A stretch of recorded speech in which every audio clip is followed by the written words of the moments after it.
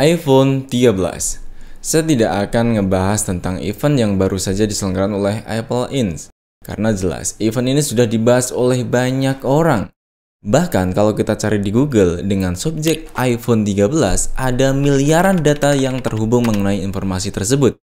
Jadi rasanya sudah tidak perlu lagi bicara soal event lagi.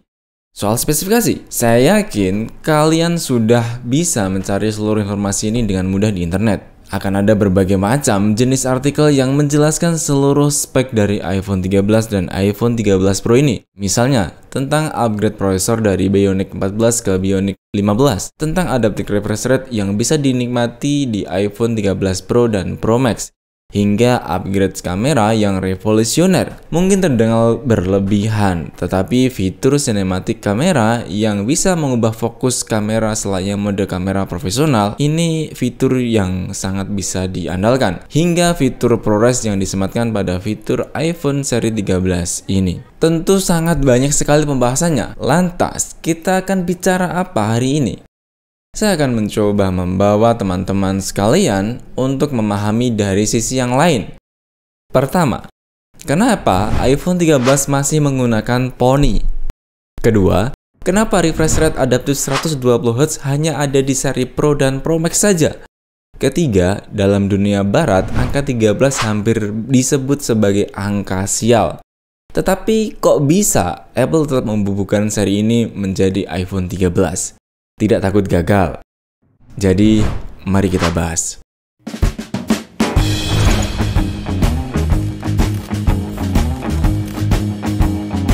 Untuk menjawab pertanyaan pertama, kita mesti tahu dulu apa fungsi Pony yang ada di iPhone ini. Terutama sejak kemunculan pertamanya di seri iPhone 10. Salah satu alasan mendasar adalah di dalam Pony tersebut tersemat berbagai macam teknologi, seperti kamera inframerah, sensor proximity, sensor ambient, speaker, mikrofon, kamera selfie, dan titik proyektor. Berbagai macam fitur ini saling terhubung.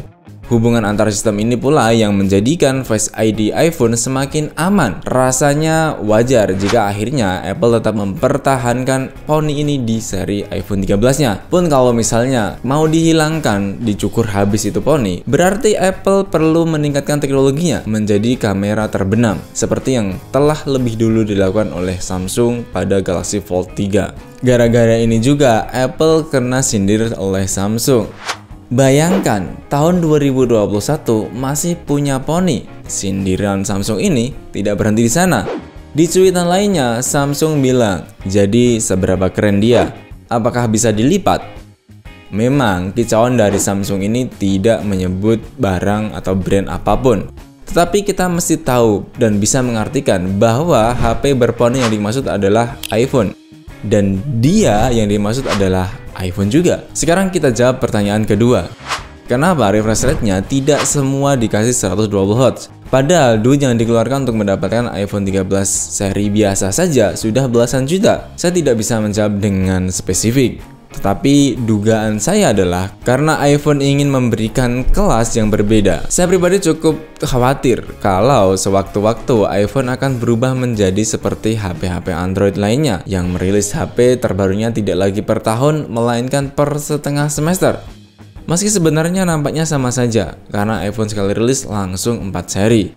Ada iPhone mini, iPhone seri biasa, Pro, dan Pro Max. Tetapi setelah saya pikir-pikir lebih dalam lagi, kenapa refresh rate iPhone 13 dan 13 Pro berbeda, tidak lain dan tidak bukan adalah karena segmentasi.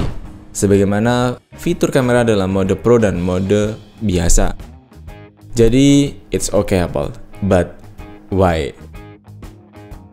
Ketiga, tidak ada jawaban yang pasti mengenai pertanyaan ini, tetapi dari beberapa jawaban yang saya kumpulkan, ada nilai filosofis yang diusung oleh Apple. Sejak iPhone seri 3 lalu, Apple selalu membawa unsur S pada tingkat pembaruan yang bisa dibilang sangat minim. Misalnya, kita pasti sama-sama tahu salah satu serial S yang paling laris adalah iPhone 6s. Selebihnya, penamaan serial iPhone ini mengalami perubahan yang cukup signifikan, yakni ketika iPhone meluncurkan seri 8 dengan seri 10 alias seri X, yang mungkin pada saat itu harusnya bakalan ada seri 9. Tetapi Apple punya alasan. Salah satu sebabnya adalah kenapa mereka melompat menggunakan seri X dibanding menggunakan atau meneruskan seri angka adalah karena kata Apple, seri X merupakan ponsel yang mendefinisikan ulang standar desain smartphone dan merupakan awal bagi iPhone modern. Dan di tahun 2018, iPhone masih meluncurkan seri S-nya, yakni iPhone XS.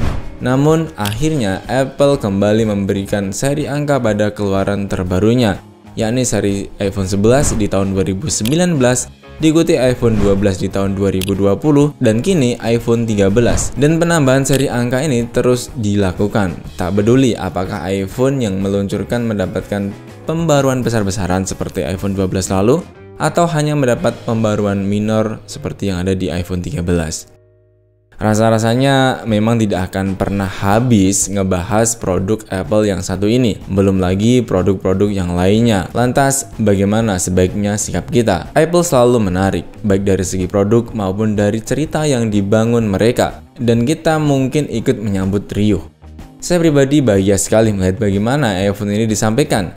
Hampir tidak pernah mereka bicarakan soal detail spesifikasi yang diusung, melainkan mereka selalu menunjukkan hasil dan penggunaan dari fitur yang mereka miliki. Saya rasa ini pas sekali untuk menutup video kita kali ini.